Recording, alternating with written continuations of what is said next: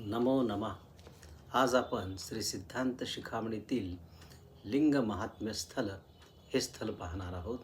या स्थलामध्ये सद्गुरू सदाचार संपन्न सद्गुरूंकडून जेव्हा शिष्यावर अनुग्रह होतो आणि त्याला लिंग प्राप्त होतं, तेव्हा ते लिंग कसं असतं, त्याचं स्वरूप काय, याविषयी आचार्य असं म्हणतात. परम पवित्रम अमलम लिंगम ब्रह्म सनातनम. ते लिंग जे आहे ते परमपवित्र आहे, श्रेष्ठ दैवत आहे आणि त्रिमलांपासून मुक्त आहे, ब्रह्मस्वरूपी आहे. आणि असं हे लिंग कुठं विराजमान असतं? ज्योतिर्मयम निर्देशम योगिनाम आत्मनी स्थितम.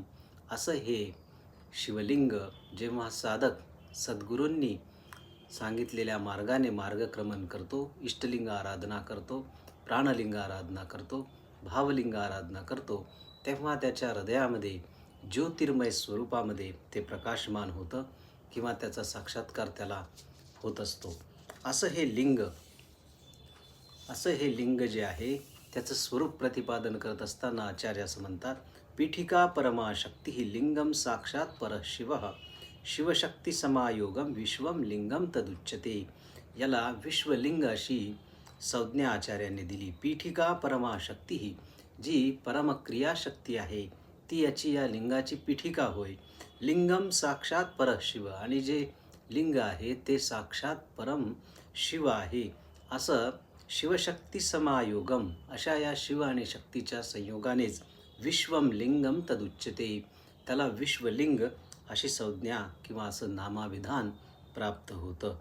ब्रह्मादय सुरा सर्वे मुनयः शौनकादया शिवलिंगार्चनादेव स्वं स्वं पदम अवाप्नुः.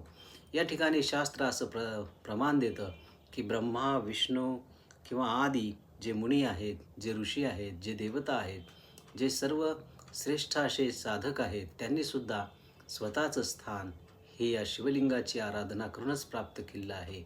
मग या साधकांनी सुद्धा, प्रत्येक इष्टलिंगधारी किंवा शिवलिंग उपासक साधकाने सुद्धा जर अशा या लिंगाची सद्गुरूच्या मार्गदर्शनाने उपासना केली तर तो सुद्धा त्याच्या निश्चितच त्रिविध तापांपासून ऐश्वर्य संपन्न होऊन या सकल सृष्टीतील सुखांचा अनुभव घेत आपलं जीवन यापन करू शकतो.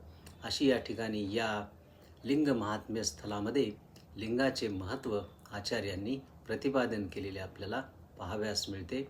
म्हणून प्रत्येक साधकाने अहर्निश प्रतिदिवशी कुठलाही प्रमाद न करता, कुठलीही चूक न करता आपल्या इष्टलिंगाची आराधना करणे हे अनिवार्य